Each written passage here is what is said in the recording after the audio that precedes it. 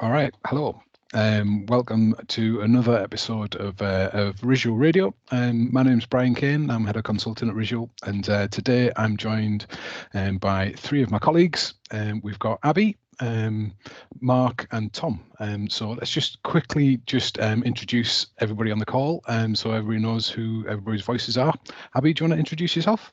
Yeah, so I'm Abby Williams and I am a principal business analyst in Visual and look after the business analyst team. Thanks, Abby. Mark, should you go next? So I'm Mark Wilson. I'm principal architect at Visual. I look after a joint responsibility for running the architect team and generally get involved with customers fairly early in the journey to help shape their requirements, and also involved in some of our larger projects. Excellent. Thanks, Mark. And then finally, we've got Tom. Hi, everyone. I'm Tom McKinnon. I'm an architect. I work with Mark, and I help businesses implement their strategies by using Microsoft technologies such as Azure and Microsoft 365.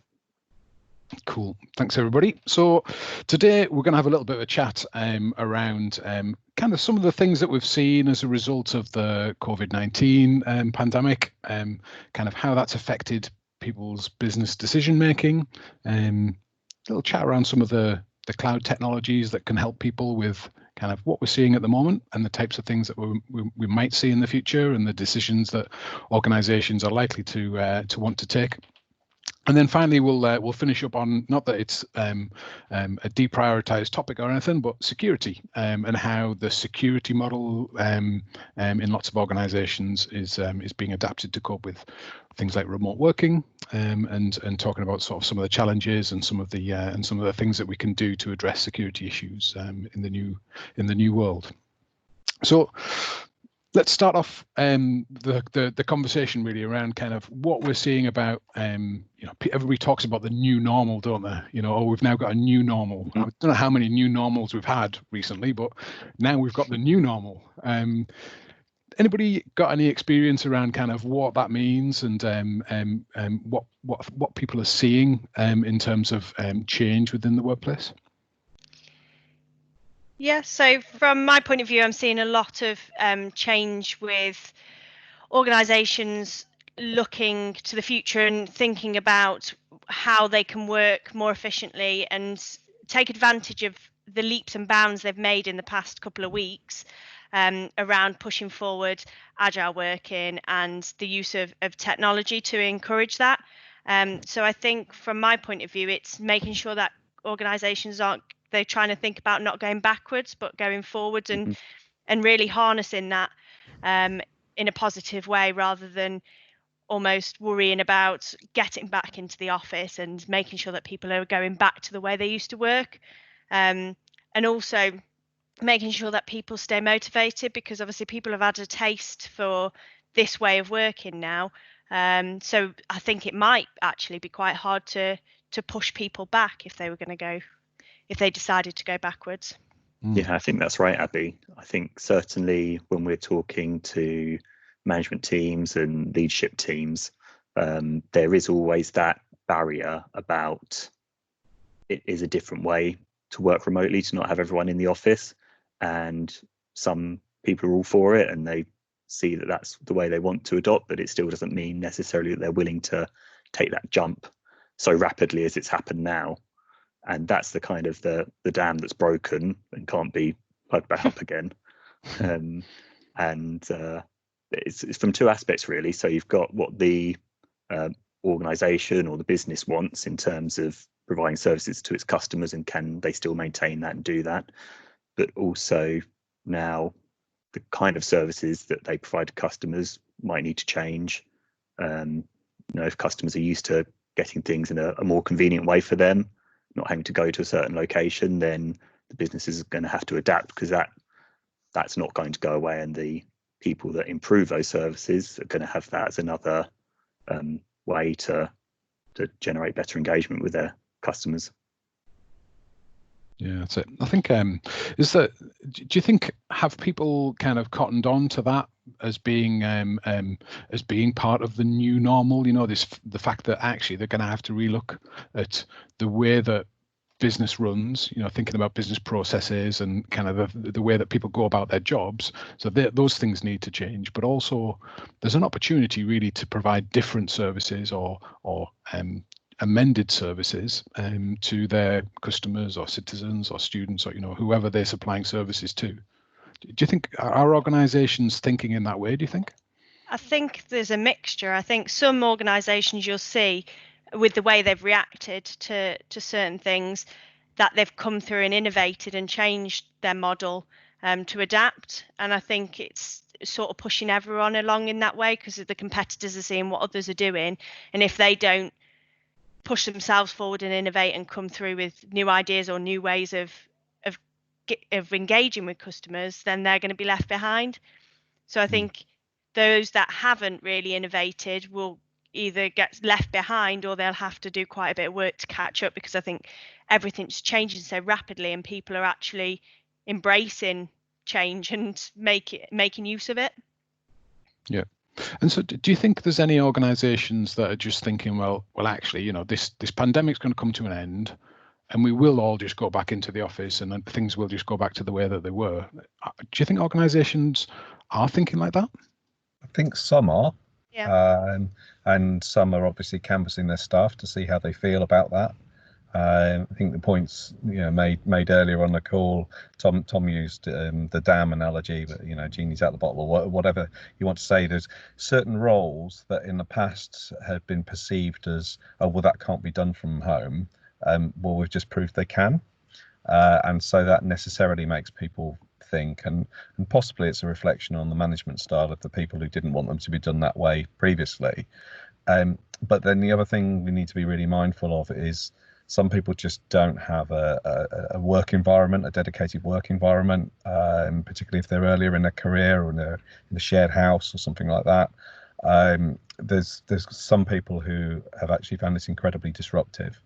And although I make the distinction between remote working and working at home during a crisis, and they are very different things, some people are actually crying out to go back to an office, either for social reasons or because that's a place where they find it easier to do their work. And it's, I guess the point is organisations being able to blend that.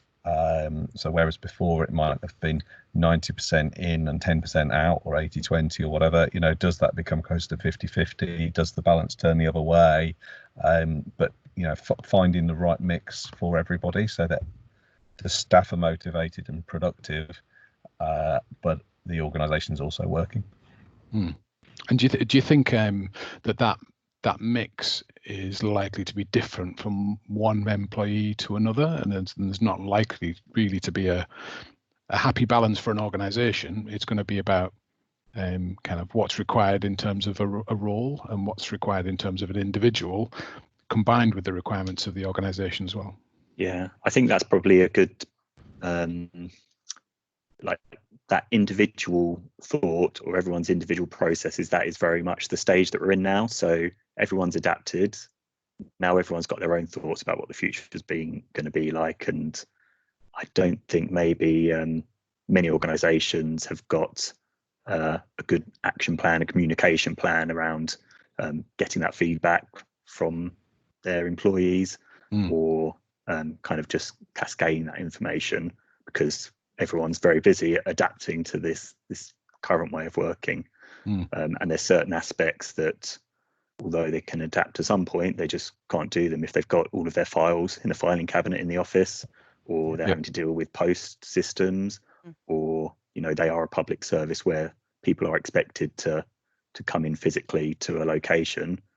There might be technological solutions for it, but it doesn't mean that they've got them, or they're working to an optimum kind of way of dealing with it, or there might not be that technology to even deal with that situation.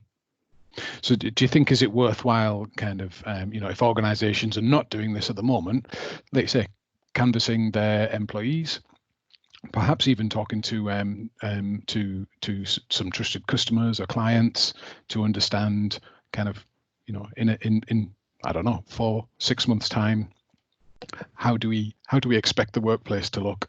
How do we expect, our organization to look, and what do we, what do employees, for example, want out of a changed workplace in kind of, a post-COVID situation? Do people want to come back to an office? Do people want to, perhaps just have that blend, and understanding what that blend is, because that can have an impact on, desk space, office size, process changes, because you could have the same process being done by different people, and therefore that process needs to be adaptable to be done in different ways. Those people that are in the office because they want to be, and other people who maybe just want to have a blend of time working remotely. The business processes need to be adaptable and flexible in the same way that the ways of working need to be adaptable and flexible to individual needs, don't they? Yeah, and I think sorry, Mark. No, go on, Abby. Yeah. So I think one of the things as well is thinking about what was a blocker could actually be an opportunity in the change of process. When we look at how we innovate and change, is making sure that you don't get stumped again if anything else was to happen. And it could happen easily. We've known customers have floods in their buildings. We've known mass power cuts, all that sort of thing. To be able to carry on working without the need of a building, I think is one of the things looking forward to the next 6-12 months is really something that organisations need to start thinking about, around those processes that were really hard to transition from an office to remote working. How can we make that easier, and how can we make sure that it is really not dependent on someone being at an office? I think that's one of the things that people need to start thinking about, really. Yeah, I don't think offices are going to go away, or places of work are going to go away anytime soon, but I'm sure some organizations have thought, oh well, we don't need to pay rent for this 3-floor office in the middle of a big city, because we could just do with 1 floor and let people work from home.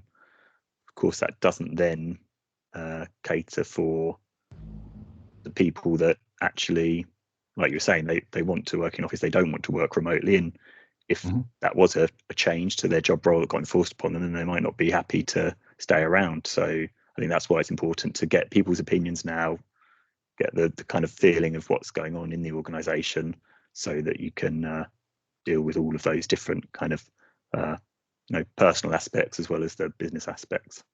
Yeah, and of course there's the social distancing side of it as well. So you might have 3 floors in an office block in a city centre at a certain ratio of people per desk or something. That may now be unrealistic, and you might still need those 3 floors, but have a third of the people in there. So it's then there's an economic decision about whether that's viable or not. I wouldn't want to be in commercial property right now. But yeah, all of those sorts of facilities management discussions, they've got to come into play as well. But I think you touched on a good point about retention, Tom. And some companies are now saying, we are a digital only company and we expect to be that way till 2021 at least. I think Shopify was one of the announcements yesterday, and that's really attractive to some people. And then some people, it will just turn them off completely. I know people who work in DevOps teams who are saying, but how are we going to do the storyboarding and things like that? And there are technical solutions, but people find it harder, and the adapting to it isn't necessarily something that they're ready to do. So how do you think this has had an impact on kind of non-technical things, so things like organizational culture, the management of a workforce that's now massively geographically dispersed? How have those challenges kind of been identified, and do we think, have you seen any good ways to resolve those kinds of issues? Yeah, I think from my point, it's the massive shift, if you haven't managed a remote team, is the management of a remote team.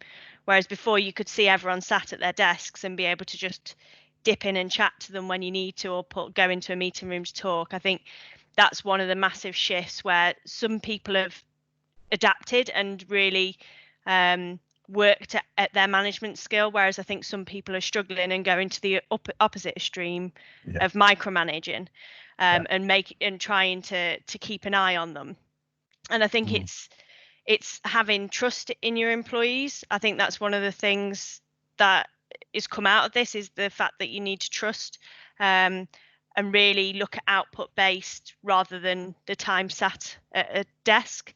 I think that's one of the things. One of the really good things I think internally for us that I've seen work really well is some teams have been having virtual coffee breaks at lunchtimes, having that coffee and catch up.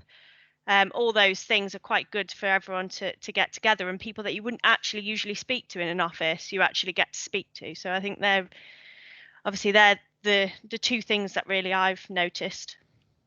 Yeah, I'd add to that as well. Some of the small talk and social things that go around physical meetings, they've sort of they're still there, but they're there in a different way.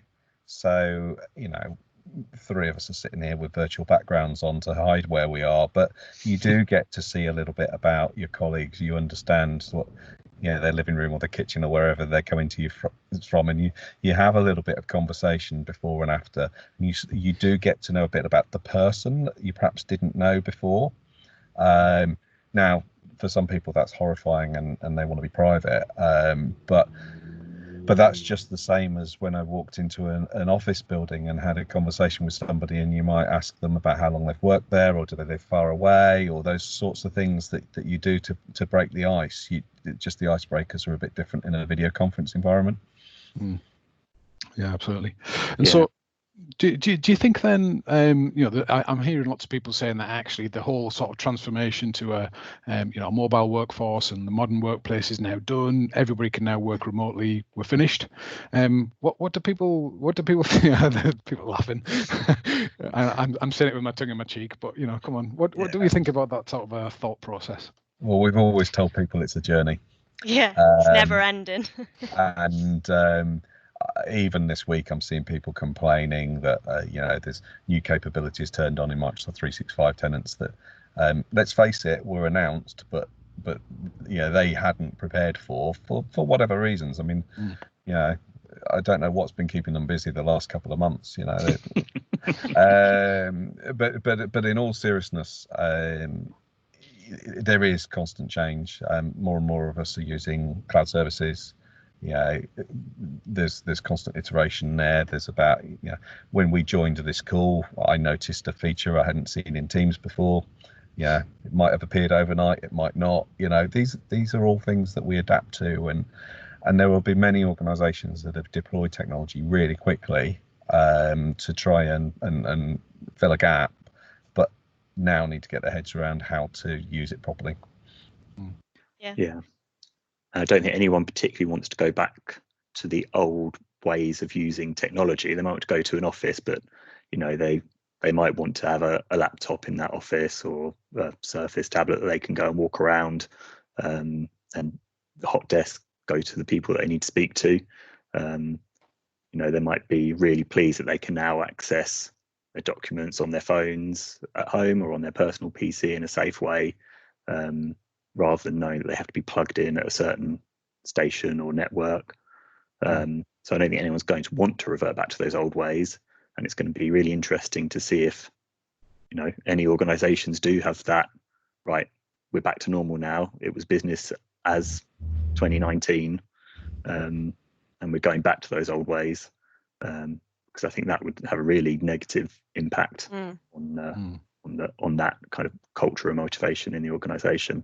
Everyone seems to want to learn from this experience and use it to help them do things better. I think that's going to be a differentiator between organizations, isn't it? We're inevitably going to get some organizations that do want to go back to that office culture, but in the same sector, there'll be other organizations that, absolutely give their employees the choice. So it's not about stopping people from going into the office, but it's about having a choice as an individual to say, I actually fancy going into the office and seeing some people today, or actually, I like to be working from home because I need a bit of focus and things like that. So, there's going to be a big differentiation, isn't there, between organizations and the choices that they provide to their employees in the future. Yeah, and I think thinking about the future of requirements for organizations, that's going to change massively. When you say they've done it, someone taking their desktop off their desk and then putting it at home, that's not really enabling remote working. That's just moving from one desk to another.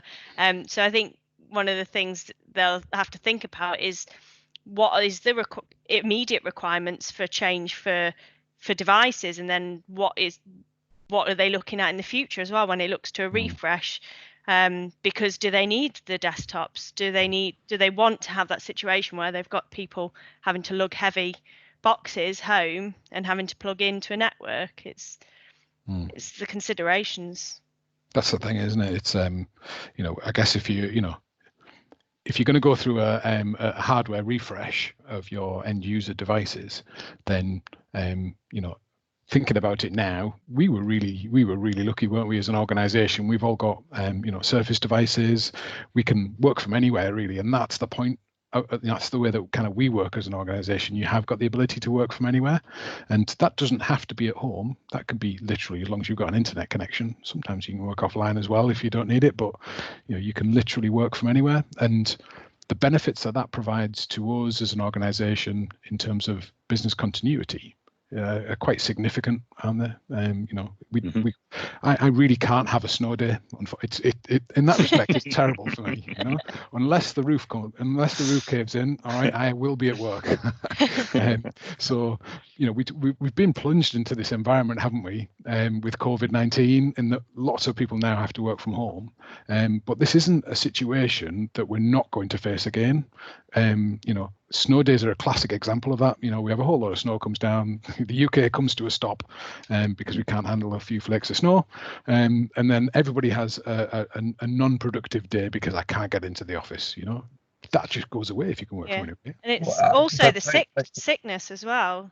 So sometimes you might have a cold and you think, oh, I'm not really up for going into the office. I don't really want to spread my germs, so I'll have to take the day off. Whereas if you've got the ability to log on at home and carry on, you might be feeling 90% okay, but if you're sneezing everywhere, you don't really want to be spreading that around. So I think organizations, I know when we've been working with other customers around agile working, remote working, all that sort of stuff, is the amount of a drop they've seen in the amount of sick days being taken. And the actual well-being of people is increasing. Yeah, I think that well-being word is an important point. We're recording this on Mental Health Week. Probably by the time it goes out, it won't be. But and I'm not saying that the COVID situation doesn't apply plenty of stress to people, particularly if they're trying to care for young ones who are off school or whatever. But the point is that, you know, people who have previously had a commute to an office to do a day's work, and they 9 to 5 or 8 to 6 or whatever, and then commute home and then eat some dinner, watch some telly and fall asleep and rinse and repeat. You know, hopefully some of that goes away because people are able to have a bit more flexibility, have some more time to look after themselves. And, you know, that's one of the positives that comes out of this this approach to work that we're forced into at the moment. Yeah, I'd say I've been really pleased as well with some of the organisations I've worked with, and have been very strict on things like dress code and having that 9 to 5 presenteeism in the office. When they've made this move, actually the senior leaders are there on calls in their t-shirts and their jeans, and, you know, their children are coming in and talking to them in the background. And it feels like a couple of years ago that would have been kind of frowned upon, and they would have had words kind of said to them behind the scenes, whereas now it just shows that, you know, it's all about getting those objectives done, working together, and you know, doing it in a way that works for people. So that's been a kind of really positive outcome. But you do need those extra things, extra ways of coping. Your HR team needs to be really up on those. With, again, lucky here at Ritual, our HR team have organised a whole kind of wellbeing Olympics of activities, so everyone's got a chance to have a chat. We're all on Teams, kind of sending photos of funny little activities that we're doing at home, and again, it's giving you those kind of water cooler moments, corridor conversations that you wouldn't get normally if you're just focused on doing your job in your kind of quiet study all on your own, or your kitchen workbench. Yeah, that's it. Absolutely. I think so. If we start to think now about you've give me a great segue there. It's almost like it was planted, Tom. Thanks. If we start to think about some of the cloud technologies that can help us with kind of modern working, working from anywhere and that sort of thing. So what types of things do you think are most important then in terms of kind of capabilities, first of all, for a modern workplace? So the user-facing part, the really obvious part, and the obvious answer would to say, hey, use Microsoft Teams. But I think there's something more fundamental than that. I think as an IT organization looking at this, we probably need to be considering how people access the tools that they need to do their job, and those tools will keep changing. Mm-hmm. And some of them will be provided by IT and some won't. So for us, it's about not tying people to needing to VPN back into the office environment in the same way we don't need people to physically attend an office. Or why do their data packets have to go via an office? Mm-hmm. we're working increasingly with software as a service products, and the home internet connection, making that efficient is going to be one of the tools that we're going to need to watch. The snow day that you mentioned, Bri, I think the snow day still exists, but it's when there's a widespread broadband outage rather than when the weather's bad. That's it. Yeah, that's it. That's the thing I need to watch out for, isn't it? Yeah. It's when someone cuts the wrong cable. The digger in the road. Yeah. So I think there's two main aspects really with the kind of the first point that you need when everyone's dispersed and your working team could be anywhere is having those collaboration tools in place. And whether that's kind of as in a video or web chat collaboration, but also having the ability to all edit the same document in the same place. You don't want to be sending files around as email attachments and having 10 different versions of each document. These are things that have been business issues for many years, even if the technology has been there to solve them. Things like SharePoint and OneDrive for Business and the co-authoring in all of the Microsoft 365 applications. This is really a great opportunity to kind of highlight those use cases, simple things that are already in many organizations, licensing requirements that they can do and put into action.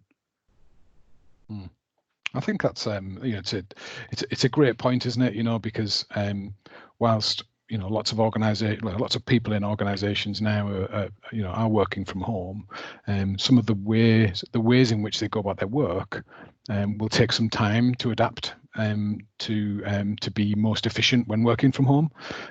So we need to make sure that people are educated on how to use SharePoint, for example, for document collaboration, how to use Teams in the most effective way for person-to-person collaboration, working together, and having all of those different choices around when's an instant message appropriate, when is an audio call appropriate, and when should we be using video, and the etiquette. I suppose there's an etiquette there, isn't there, really, around each of those different ways of communicating. That's acceptable in the modern world as well. So how do we get that kind of information out to end users so that everybody has a kind of a harmonized way of working, so that everybody understands what's acceptable? Yeah, and I think a lot of organisations I've been speaking to have been re-looking at their communication platforms and what they should be using. So that's Yammer, Teams, SharePoint, really looking at how they can get messages out and get to people quicker. So I think that's one of the things that's come out of this as well. And obviously they realise that they've got all these tools, so they don't want to sit on an old intranet, and they don't want to have to send emails out, but they want to start moving with the times and making sure that the communication and training is done in a more digital way. Yeah. And is that training as well, the adoption side of things? Because I mean, because your team comes up against it all the time, Abby, but the number of times that we're working with a client who has some technology but it's not broadly used because the people change management aspects hadn't been picked up. Yeah, that's really always important. The bit that gets dropped off on a project. That's it, and it's the one that's going to have the longest impact as well, though, isn't it? If the way of working and the adoption is taken by the whole organization, then actually the technology there then just plays a supporting role, doesn't it? Because it's the culture that has actually changed, and that's the thing that has longevity. Yeah, and I think it's important, Brian, what you were saying about the organizations having that consensus around what tool to use, because there's many ways that you can do it and put it in place. So you could use Yammer for your big kind of broadcast information, the management teams wanting to get information from everywhere, having those bigger communities. You can have Microsoft Teams for your kind of focused groups of the people you work with day to day. But there's no rules to this of what you should use and when. It really is identifying for your organization what works best and how can you use the best features of each of these tools and do what's right for your organization. And quite often that is just from giving people that chance to have a play around. And if someone's come up with a good idea of how they've seen a feature in Teams, it's giving them some kind of platform to go and push that out to the rest of the organization. I think that's quite challenging to do in a lot of places, especially if that original principle hasn't been set and everyone's on the same page with that. So in terms of the the more kind of supporting technologies, so the kind of the stuff that sits in the back end that maybe you don't see as an end user, what do you think is important perhaps from a data center perspective around supporting an agile workforce and an agile set of services from an organization? It's your application gateway. Well, we've mentioned VPN a lot already as a kind of a thing that comes up, and if you require a VPN just because that's the only way to get to your service, then your service is probably in the wrong place nowadays with modern technologies. So you've got two options really. One would be to relocate that service to a cloud-based data center like Microsoft Azure, or you can still provide a secure internet-based way into your company or organization or where that data is, like Mark was saying with the app gateway. So if you want to speak a bit more on that, Mark, you brought it up. Spot the guy did an Azure exam last night. But well done for passing, by the way. But the point there being that rather than, well, I think Tom's covered it really, is rather than VPNing into the data center, then you're securely publishing services in a way that means that users access them. And in a moment we'll move on to talk about security and we'll talk about zero trust, but it's having those types of technologies that are going to enable that. That's the consideration I'd be making if I was responsible for running a data center right now. And do you think, and I guess that's important, isn't it? So we've talked quite a lot about the agility of a workforce and the modern workplace, being able to take your Surface device and, as long as you've got an internet connection, you can work and it doesn't matter where that is. But do you think it's equally as important to have an agile data center where you're able to spin up appropriate services quickly and efficiently, and also to be able to maintain that virtual data center so that you're keeping costs to an acceptable level and you've got an opportunity to make sure that sort of you've got the access to the right services that the organization might want? And I think services and also the right sizing of those services. Sorry, Abby. It's all right. Because we've seen it with customers that obviously at the minute they're having to respond to new things like grants, all that sort of stuff, and the services they need to provide, and there's no way at the minute for them to spin something up quickly to be able to respond to that.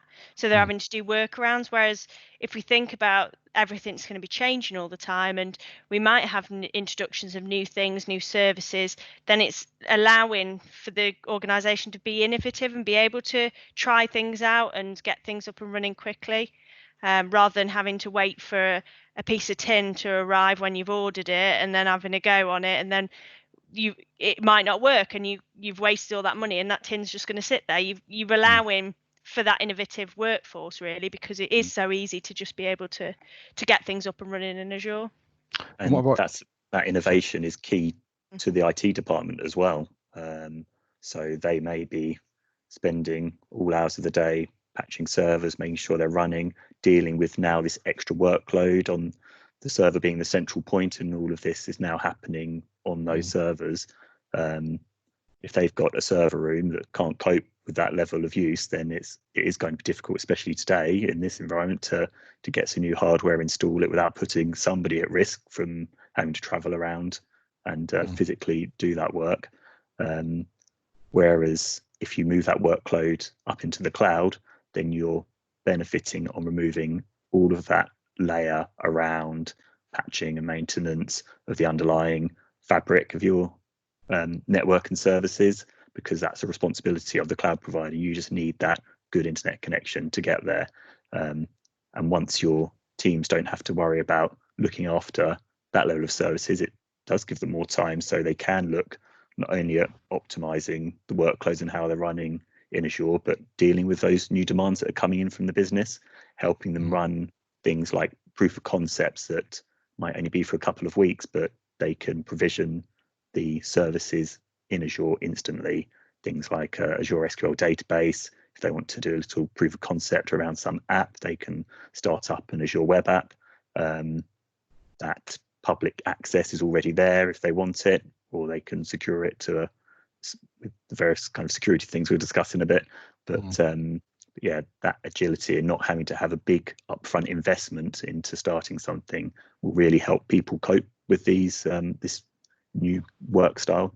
Absolutely. So if we think about then, the concerns that some people have around kind of cloud-based computing, what kinds of things can we put in place to make sure that, I don't know, an administrator who just gets a bit enthusiastic spinning something up and then suddenly runs up a whopping great bill, what kind of things can we do to sort of guard against that type of thing? Well, there's measures and means within the cloud platform, so whether you're on a Microsoft cloud platform or a competitive solution, there are measures there to control costs. So it's it's the monitoring and the keeping an eye on that cost management, and it's not just the runaway costs. It's the tagging of resources so that you can get some idea as to which applications are costing you money, and start to consider, well, hang on, why is that application running all the time, because we only actually use it a month end, or why are we using a particular database solution when actually we might be able to re-architect that and do it in a different way that's going to reduce our costs. So there are ways to evolve and to iterate and control those sorts of things. As for the administrator that runs away and starts spinning up things, I think as well as the technical controls, I think that's a people and process issue as much as the technology. So that it's always able to say, well, we need technology to stop that happening, but we need to consider the human elements too. Yep, absolutely. That's cool. So I guess I was just going to say, actually, sorry. There's a few things with Azure that can really help you adopt that, and Microsoft 365 about adopting a zero trust environment, and that's really key now. With not having that central location for people to be in. So it used to be companies were very comfortable having their firewall, protecting their internal infrastructure, and as long as you were behind that firewall, you were safe. So zero trust is all about, well, if you're not behind that firewall, how do you implement measures to help protect the organization's data when it could be accessed over the internet? And there's many tools that you have in the whole Microsoft platform that help protect it against this. And I know we've had a few other of our podcasts have kind of covered some of those topics in top 10, but that's a really good thing to look into in a bit more detail, is how you can adopt that zero trust approach. That's again the perfect segue. Thanks, Tom, once again, into our sort of third topic here is around security, isn't it? So, if we think about kind of the, we mentioned at the beginning of this, didn't we? People saying, right, the modern workplace now is done. But I guess the question that I've got is it secure? Has it been implemented in such a way that the security of those services to allow people to be able to work from home has actually been considered? And do we understand how we've changed our security posture as a result of making people work from home? Do you think many people are considering those things? I think those are all questions that every organisation should be asking itself. There isn't one answer, but those are the sorts of probing, inward-looking questions that are going to help you evaluate your security posture. And it's the governance side as well. So I see it together, security and governance, because it's enforcing some sort of measures to make sure that things aren't used inappropriately and things are kept secure with data and that sort of thing. So I think a lot of people are running back now to check, because obviously when they're implementing things like Teams, they've just thrown it out there and not thought about all the implication that comes with people creating their own teams, there being hundreds of teams there with no retention on, and where they're accessing it from. So they've just opened it up because people need to use it on their own devices. So I think there's a lot of things where it's just done as a reaction, but now it's time to really review it and look at the best future. And once people have had a taste of that kind of freedom, how do you control that? They're not going to want to have a load of security roadblocks that then go to make them even less productive than they were in the first place. Fortunately, there's a lot of things that I've heard them termed as guardrails before in Microsoft 365 and in Azure. So that's putting in policies and processes that help prevent people doing the wrong thing. If you don't have that good kind of comms plan or a way to train and adopt everyone, then you at least want to limit the risk that's out there. So you can do things, for example, instead of having everyone be able to create any team that they want in Microsoft Teams, it doesn't mean you have to block that access off. It just means you need to put in a small process where people can just suggest or send a request into IT, I would like this team. And then you can use an automated process like the Power Automate to make that as simple as clicking a button. And that team's provisioned. It doesn't need to be in a silo of control. You can make these things happen really flexibly. In Azure. You were talking about with misconfiguration of services. You can have policies on your Azure IaaS virtual machines that say, actually, we're not going to let anyone create a server that's got 1 terabyte of memory in it, because that would really make the bill rocket up. No one should be kind of needing to create that resource, even though a curious IT person with the right privileges might like to have a click around and a play. You want to protect them and the organization from making those simple mistakes, while still letting them have the freedom to be productive in what they need to do. So again, I guess things like the Microsoft Cloud Adoption Framework, that sort of thing can help you understand kind of what those guardrails should look like for your organization, can it? And then, I think a lot of these security technologies are already owned by lots of organizations, aren't they? Through, for example, the Microsoft 365 suite, where there's a whole raft of security capabilities in there. And we often find that organizations don't necessarily understand all of the things that they currently have, and therefore haven't deployed all of those security capabilities. So going back and revisiting those kinds of things and asking the questions about things like Defender ATP or any of the things like this that's built within within Microsoft 365, have we got those switched on? And if we haven't, why not? And if we have, is it configured correctly? There's always a balance, isn't there, between kind of security and user services, and kind of the disruption that security causes to user services and end user experience. I think one of the things that we've seen kind of with the COVID-19 the pandemic and everybody working from home, is that slider probably has been shifted quite significantly towards user services and getting people to work from home. And I just wonder, and it's a general question, I guess, for every client that we work with right now, how far has that drive for end user services compromised the security of the organization, because we needed to do these things quickly.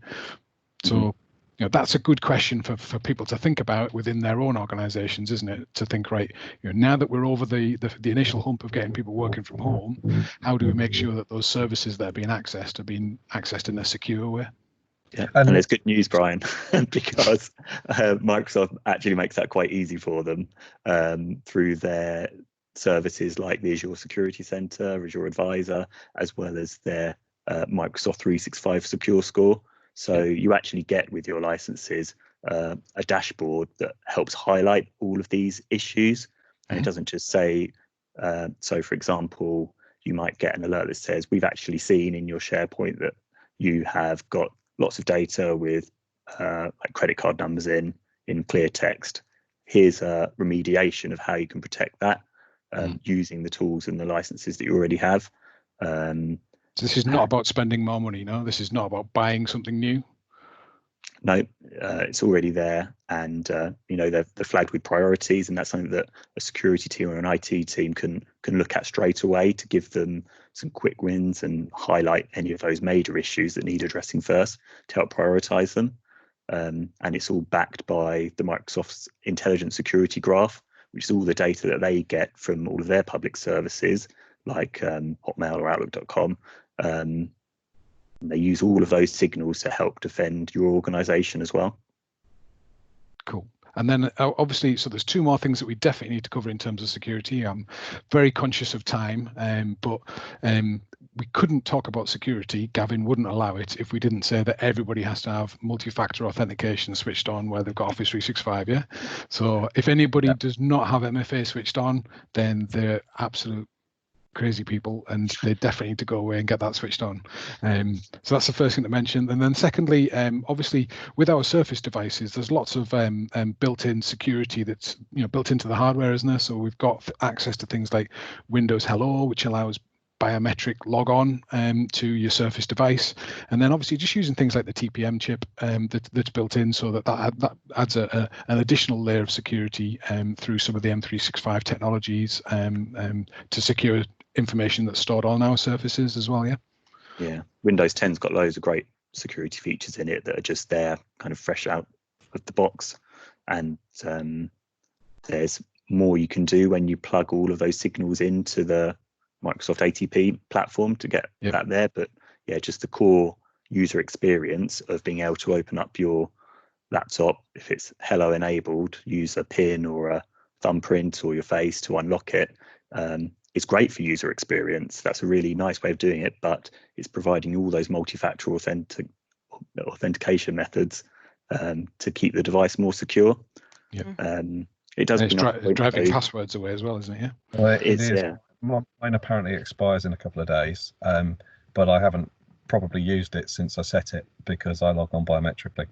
Yeah, I like the PIN as well because I can easily remember that now rather than the password each time, and it's a quicker method to get in as well. That's it. Yeah. So that's cool.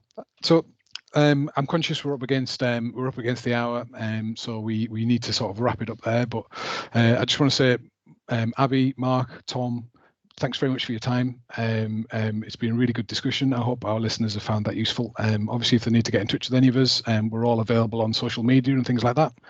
Drop an email into Visual's inbox. Go to the website, visual.com, and we'll see you next time. Thanks, guys. Thanks. Bye. Thank you.